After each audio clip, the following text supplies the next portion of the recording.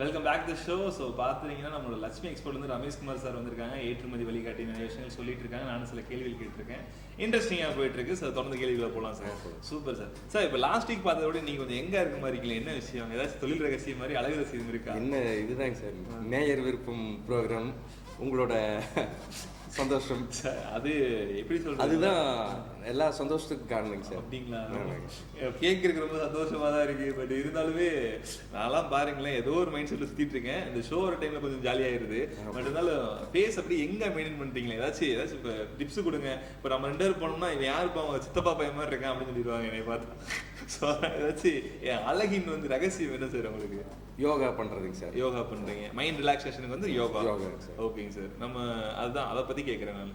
அப்பா yoga daily yoga பண்ணுவாருங்க sir. ஓகேங்க sir. அப்புறம் அவரு சின்ன வயசுலேயே சொல்லி கொடுத்தாருங்க. ஸ்கூல் படிக்கும்போது, நான் ஸ்கூல் படிக்கும்போது சார், அதில் ஸ்கூல் படிக்கும்போது டெய்லி மார்னிங் யோகா பண்ணிட்டு வரேங்க சார். நாளையிலேருந்து நானும் யோகா பண்றேன் சார். உங்களை மாதிரி நானும் கியூட் ஆயிடுறேன் பாருங்க. பேஸ்லாம் நல்லா புசின்னு ஆயிட்டுன்னா இன்னும் கொஞ்சம் நல்லா இருக்கும். கேமரா ஃபோக்கஸ் பண்றப்போ நம்ம ஃப்ரெண்ட்ஸ்லாம் வந்து பார்த்தீங்கன்னா, ஆப்ரேட்லாம் பார்த்தீங்கன்னா, என்னையா எனக்கு வந்து உனக்கு ஃபில்டர் போட்டியே நான் சாப்பிடணும் போலங்கிற மாதிரி ஃபீலிங்லாம் வந்துட்டு இருக்கு. ஸோ அதனால யோகா பண்ணால் கொஞ்சம் அழகாயிடலாம்னு சொல்றீங்க. மைண்ட் ரிலாக்ஸ் ஆயிடும். மைண்ட் ரிலாக்ஸ் ஆயிருக்கு. Super sir. சார் தொடர்ந்து போகலாம் சார் கொஸ்டின்ஸ்குள்ள. சார் இப்போ நம்ம தானியங்கள்லாம் இருக்குங்க சார், இந்த சிறுதானியங்கள்லாம் சொல்லுவாங்களே, அதை எப்படி எக்ஸ்போர்ட் பண்ணலாம், அதை பற்றின விஷயங்களை பற்றி சொல்லுங்க சார். சரி. இந்தியாவிலிருந்து தானியங்கள் சிறந்த முறையில் ஏற்றுமதி செய்யப்படுகின்றன. இந்தியாவிலிருந்து கம்பு, ராகி, சோளம், திணை, வரகு, பனிவரகு, சாமை, குதிரைவாளி ஆகிய தானியங்கள் சிறந்த முறையில் ஏற்றுமதி செய்யப்படுகின்றன. தானியங்கள் ஏற்றுமதி செய்ய government of India agricultural and processed food products export development authority, இந்திய அரசின் வேளாண் மற்றும் பதப்படுத்தப்பட்ட உணவுப் பொருட்கள் ஏற்றுமதி வளர்ச்சி கழகத்தில் கட்டண உறுப்பினராக RCMC வாங்க வேண்டும். தானியங்கள் ஏற்றுமதி செய்ய இந்திய அரசிடமிருந்து இம்போர்ட் எக்ஸ்போர்ட் உரிமம் ஐஇ கோடு வாங்க வேண்டும். இந்தியாவிலிருந்து தானியங்கள் ஐரோப்பிய நாடுகள், வளைகுடா நாடுகள், சார்க் நாடுகள் என்று பல நாடுகளுக்கு ஏற்றுமதி செய்யப்படுகின்றன. வணிக ஏற்றுமதியாளர்கள் தானியங்களை ஏற்றுமதி செய்யலாம், நல்ல லாபம் கிடைக்கும். தானியங்கள் ஏற்றுமதி ஒவ்வொரு ஆண்டும் அதிகரித்து கொண்டே வருகிறது, நல்ல லாபம் கிடைக்கும். பார்த்து ட்ரை பண்ணி பாருங்க, கண்டிப்பாக பயனுள்ளதாக இருக்கும் சார். இப்போ நம்ம இந்த எக்ஸ்போர்ட் பற்றி விஷயங்கள்லாம் சொல்கிறீங்களா சார், இது வந்து முறையாக கிளாஸ் வந்து நான் கற்றுக்கணும்னு நினைப்பாங்க இல்லைங்களா? ஸோ அவங்களுக்காக வந்து கிளாஸ் டைம் டேபிள் மாதிரி ஏதாவது சொன்னீங்கன்னா கொஞ்சம் பயனுள்ளதாக இருக்கும். நான் ஏற்றுமதி பற்றிய பயிற்சி வகுப்புகளை நடத்தி வருகிறேன். ஏற்றுமதி பயிற்சி வகுப்புகளில் ஏற்றுமதி என்றால் என்ன, ஏற்றுமதி நிறுவனம் தொடங்குவது எப்படி, ஏற்றுமதி நிறுவனத்திற்கு பெயர்களை தேர்ந்தெடுப்பது எப்படி, ஏற்றுமதி நிறுவனத்திற்கு உரிமம் இம்போர்ட் எக்ஸ்போர்ட் உரிமம் ஐஇ கோடு இந்திய அரசிடமிருந்து வாங்குவது எப்படி, இந்தியாவிலிருந்து ஏற்றுமதி செய்யப்படும் பொருட்கள் பற்றிய விவரங்கள், இந்தியாவிலிருந்து ஏற்றுமதி செய்யப்படும் நாடுகள் பற்றிய விவரங்கள், இறக்குமதியாளர்களை தொடர்பு கொள்வது எப்படி, இறக்குமதியாளர்களிடமிருந்து ஆர்டர் பெற்று பாதுகாப்பாக பணம் வாங்குவது எப்படி, ஏற்றுமதிக்கு சிறப்பு பேக்கிங் செய்வது எப்படி, அரசாங்கத்திடமிருந்து ஊக்கத்தொகை வாங்குவது எப்படி, கப்பல் மூலமாகவும் விமானம் மூலமாகவும் பொருட்களை வெற்றிகரமாக ஏற்றுமதி செய்வது வரை அனைத்து விவரங்களையும் ஏற்றுமதி பயிற்சி வகுப்புகளில் விளக்கமாக கற்றுத் தருகிறேன். ஏற்றுமதி பயிற்சி வகுப்புகளை 2 வகையான பயிற்சி வகுப்புகளாக நடத்தி வருகிறேன். முதல் வகையான பயிற்சி வகுப்பு பற்றி விவரங்கள் நோட் பண்ணி வச்சுக்கோங்க, கன்ஃபார்ம் யூஸ்ஃபுல்லாக இருக்கும் நம்பலாம். எஸ், ஸோ எக்ஸ்போர்ட் பண்ண நிறைய பேர் ட்ரை பண்ணிட்டுலாம் இருப்பீங்க இல்லையா? ஸோ அவங்களுக்கு யூஸ்ஃபுல்லாக இருக்கும். ஜூன் 28 தேதி ஞாயிற்றுக்கிழமை நேரடி பயிற்சி வகுப்பு திருப்பூர் மாநகரில் நடத்த உள்ளேன். ஜூலை 2ஆம் தேதி வியாழக்கிழமை ஆன்லைன் பயிற்சி வகுப்பு, ஜூலை 4ஆம் தேதி சனிக்கிழமை ஆன்லைன் பயிற்சி வகுப்பு.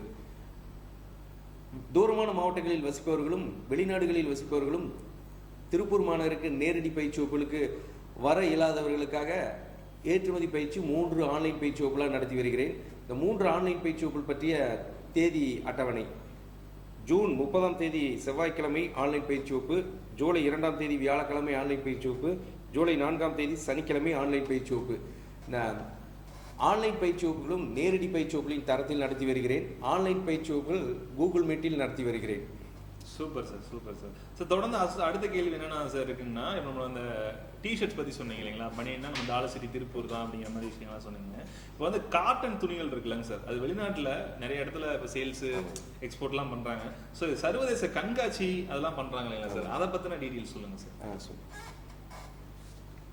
இந்திய அரசு ஒவ்வொரு ஆண்டும் ஒவ்வொரு பொருளுக்கும் தனித்தனியாக சர்வதேச கண்காட்சிகள், இன்டர்நேஷனல் எக்ஸிபிஷனை நடத்தி வருகிறது. இந்திய அரசு நடத்தவுள்ள காட்டன் துணிகளுக்கு நடத்தவுள்ள சர்வதேச கண்காட்சிகளை பற்றிய விவரங்களை இப்போது பார்க்கலாம். கண்காட்சியின் பெயர் இன்டெக்ஸ் சவுத் ஏசியா. கண்காட்சி நடைபெறவுள்ள தேதி ஆகஸ்ட் 5 முதல் 7ஆம் தேதி வரை. கண்காட்சி நடைபெறவுள்ள நாடு ஸ்ரீலங்கா. இந்த கண்காட்சிகள் ஏற்றுமதியாளர்கள் இந்த சர்வதேச கண்காட்சிகளில் ஸ்டால் அமைத்து கலந்து கொள்ள வேண்டும். இந்த ஸ்டால் அமைத்து கலந்து கொள்ள government of India cotton export promotion council, இந்திய அரசின் காட்டன் ஏற்றுமதி வளர்ச்சி கழகத்தில் கட்டண உறுப்பினராக RCMC வாங்க வேண்டும். இந்திய அரசிடமிருந்து இம்போர்ட் எக்ஸ்போர்ட் உரிமம் IE கோடு வாங்க வேண்டும். ஏற்றுமதியாளர்கள் இந்த கண்காட்சிகளில் ஸ்டால் அமைத்து கலந்து கொண்டால் இறக்குமதியாளர்களை நேருக்கு நேர் சந்தித்து ஆர்டர் கிடைப்பதற்கு வாய்ப்புகள் அதிகமாக இருக்கின்றன. இதற்கு பையர் செல்லர் மீட்டிங் என்று பெயர். இது இந்திய அரசு நடத்தி வருகிறது. ஏற்றுமதியாளர்கள் இந்த கண்காட்சிகளில் ஸ்டால் அமைத்து கலந்து கொண்டு ஏற்றுமதி ஆர்டர்களை பெறுவதற்கு வாய்ப்புகள் அதிகமாக இருப்பதால் இந்த கண்காட்சிகளை ஏற்றுமதியாளர்கள் பயன்படுத்தி கொள்வது சிறந்ததாக இருக்கும். ஓ சூப்பர் சார், சூப்பர் சார். இப்போ தொடர்ந்து அடுத்த கொஸ்டின் என்னன்னா சார், நம்ம இந்தியாவில இருந்து சார் இந்த இன்ஜினியரிங் ஒர்க்லாம் சொல்லுவாங்க சார், அந்த திங்ஸ் என்னென்ன நம்ம எக்ஸ்போர்ட் பண்றாங்க, அதை பத்தின விவரங்கள் பத்தி சொல்லுங்க சார். தென்னிந்தியாவின் மான்செஸ்டர் என்று அழைக்கப்படும் கோவை மாநகரில் என்ஜினியரிங் ப்ராடக்ட்ஸ், என்ஜினியரிங் பொருட்கள் சிறந்த முறையில் தயாரிக்கப்பட்டு ஏற்றுமதி செய்யப்படுகின்றன. கோவை மாநகரிலிருந்து 2 லிட்டர் டேபிள் டாப் வெட் கிரைண்டர்கள், 10 லிட்டர் கமர்ஷியல் வெட் கிரைண்டர்கள், மோட்டார்கள், பம்புகள், சோலார் வாட்டர் ஹீட்டர்கள், கீர்ஸ்கள், கீர் பாக்ஸ்கள், அனைத்து வகையான இயந்திரங்கள் சிறந்த முறையில் தயாரிக்கப்பட்டு ஏற்றுமதி செய்யப்படுகின்றன. என்ஜினியரிங் பொருட்கள் ஏற்றுமதி செய்ய இந்திய அரசிடமிருந்து இம்போர்ட் எக்ஸ்போர்ட் உரிமம் IE கோடு வாங்க வேண்டும். Engineering export promotion council, government of India engineering export promotion council, இந்திய அரசின் என்ஜினியரிங் பொருட்கள் ஏற்றுமதி வளர்ச்சி கழகத்தில் கட்டண உறுப்பினராகி RCMC வாங்க வேண்டும். இந்தியாவிலிருந்து என்ஜினியரிங் பொருட்கள் பல நாடுகளுக்கு ஏற்றுமதி செய்யப்படுகின்றன. ஐரோப்பிய நாடுகள், வளைகுடா நாடுகள் என்று பல நாடுகளுக்கு ஏற்றுமதி செய்யப்படுகின்றன. இந்தியாவிலிருந்து என்ஜினியரிங் பொருட்கள் ஒவ்வொரு ஆண்டும் ஏற்றுமதி அதிகரித்துக் கொண்டே வருகிறது. Super sir. ஸோ இங்கே எல்லா விஷயத்துலையுமே வந்து கொஞ்சம் எக்ஸ்போர்ட் ஆகிட்டு இருக்காங்க, நிறைய விஷயம் இன்க்ரீஸ் பண்ணிட்டே இருக்காங்க இல்லையா சார்? Super sir. இப்போ இந்த நம்ம எக்ஸ்போர்ட் பண்ணுறப்ப சார் இன்னொரு விஷயம் சொல்கிறீங்களா, இந்த மதிப்பு கூட்டி பண்ணுற விஷயம் சொல்கிறோம்ல, ஸோ அந்த கான்செப்ட் படி பார்த்தோம்னா மதிப்பு கூட்டி எக்ஸ்போர்ட் பண்ணுற இந்த வேளாண்மை பொருட்கள் இருக்கலாம் சார், விவசாயம் பண்ணுற அந்த வேளாண்மை பொருட்கள்லாம் இருக்குங்களா, ஸோ அதை எப்படி எக்ஸ்போர்ட் பண்ணலாம், மதிப்பு கூட்டி பண்ணால் நம்மளுக்கு என்ன இன்கம் வரும், அதை பற்றின விஷயம் சொல்லுங்கள் சார். சொல்லுங்கள்.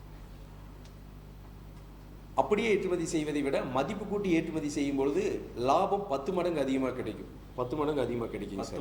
ஆமாம் சார். ஏன்னா அப்படியே ஏற்றுமதி செய்யும்போது அவங்க அப்படியே ஒரு கண்ட்ரியில் பார்த்தா, இப்போ அன்னாச்சி பழம்னா அன்னாச்சி பழம்னு ஒரு கண்ட்ரியில் கேட்கும்போது அதை அப்படியே எக்ஸ்போர்ட் பண்ணிக்கலாங்க சார். ஏன்னா பையர் அப்படியே கேட்கறதுனால எக்ஸ்போர்ட் பண்ணிக்கலாங்க. இதே வேற கண்ட்ரியில் பைனாப்பிள் ஜூஸ் பண்ணி கொடுங்க, வேல்யூ ஆடட் பண்ணி பைனாப்பிள் ஜூஸை பண்ணி கொடுங்கன்னு கேட்கும்போது அந்த பையருக்கு பைனாப்பிள் ஜூஸ் தான் எக்ஸ்போர்ட் பண்ணுங்க சார்.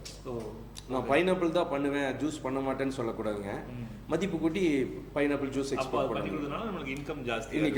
அந்த அப்படியே எக்ஸ்போர்ட் பண்ணுறத விட மதிப்பு கூட்டி பண்ணும்போது ப்ராஃபிட் வந்து 10 மடங்கு அதிகமாக கிடைக்குங்க சார். இப்போ ஒரு எக்ஸாம்பிள் பார்க்கலாங்க. அன்னாசி பழம் கேட்கும் இறக்குமதியாளருக்கு அப்படியே ஏற்றுமதி செய்யலாம். மதிப்பு கூட்டி ஜூஸ் கேட்கும் இறக்குமதியாளருக்கு மதிப்பு கூட்டி ஜூஸ் தயாரித்து ஏற்றுமதி செய்ய வேண்டும். திராட்சை கேட்கும் இறக்குமதியாளருக்கு அப்படி ஏற்றுமதி செய்யலாம். ஜூஸ் கேட்கும் இறக்குமதியாளருக்கு மதிப்பு கூட்டி திராட்சை ஜூஸ் ஏற்றுமதி செய்ய வேண்டும். தக்காளி கேட்கும் இறக்குமதியாளருக்கு அப்படி ஏற்றுமதி செய்யலாம். மதிப்பு கூட்டி தக்காளி ஜூஸ் தயாரித்தும் ஏற்றுமதி செய்யலாம், தக்காளி பவுடர் தயாரித்தும் ஏற்றுமதி செய்யலாம்.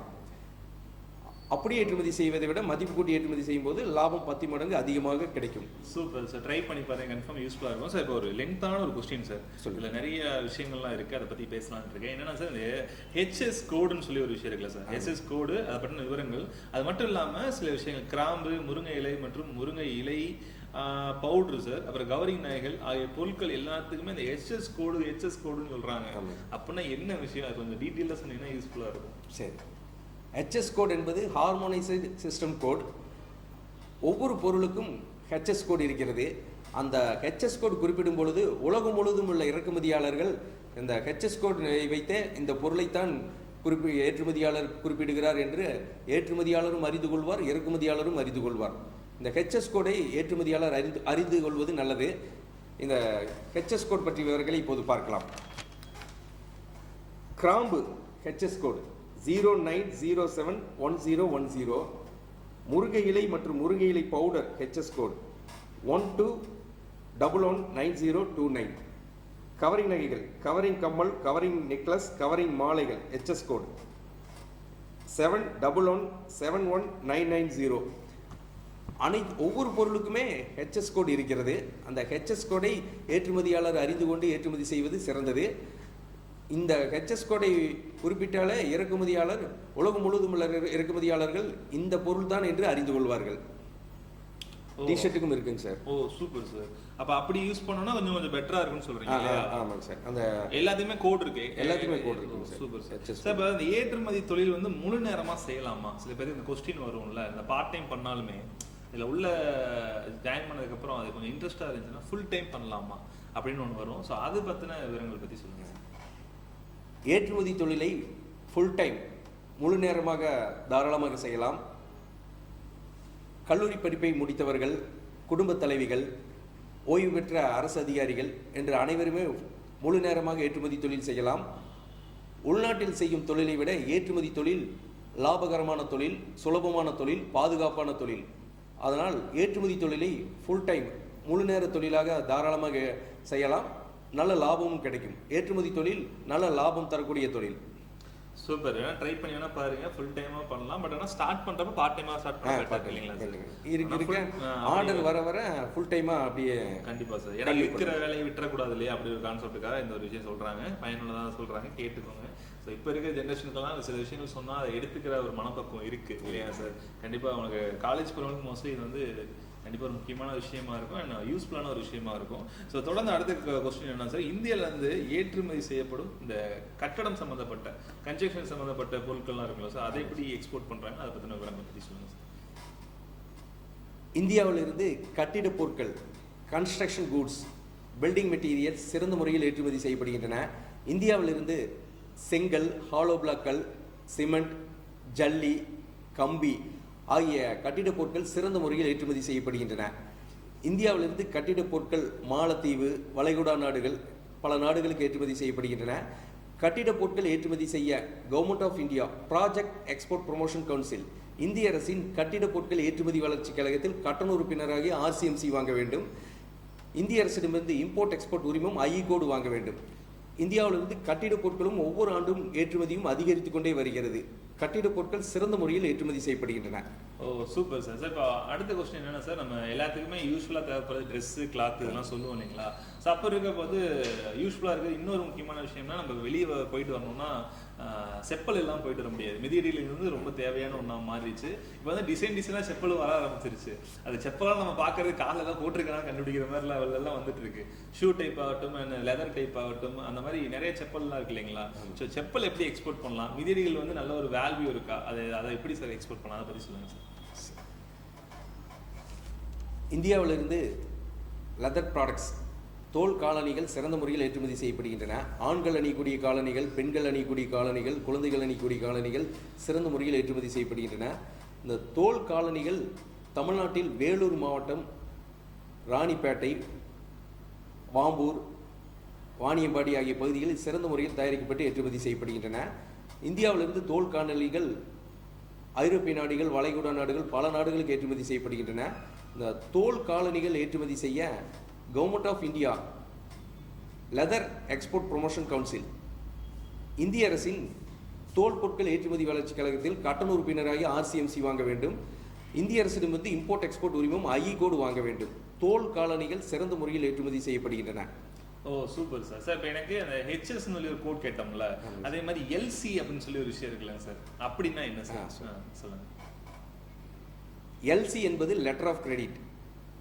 அதாவது இந்தியாவில் உள்ள ஏற்றுமதியாளர், ஒரு உதாரணமாக முந்திரி ஏற்றுமதி செய்ய மலேசிய நாட்டில் உள்ள இறக்குமதியாளருக்கு விலைப்பட்டியல் கொட்டேஷன் அனுப்புகிறார்.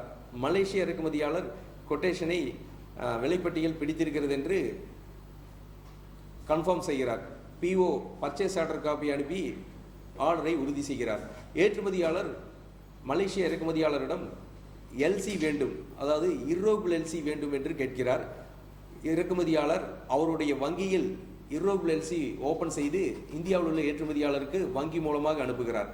இந்த இர்ரோபிள் LC ஏற்றுமதியாளருக்கு சாதகமான LC வாங்கி ஏற்றுமதி செய்ய விரும்பும் ஏற்றுமதியாளர்கள் இர்ரோபிள் LC வாங்கி ஏற்றுமதி செய்வது ஏற்றுமதியாளருக்கு பாதுகாப்பானது.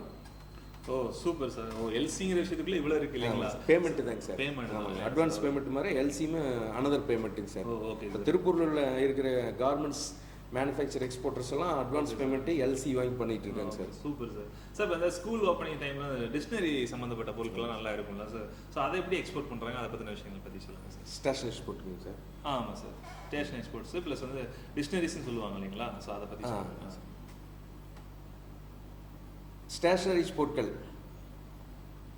நோட்டு புத்தகங்கள், பென்சில், பென், ரப்பர் என்று ஸ்கேல், அனைத்து வகையான ஸ்டேஷனரி பொருட்கள் சிறந்த முறையில் ஏற்றுமதி செய்யப்படுகின்றன.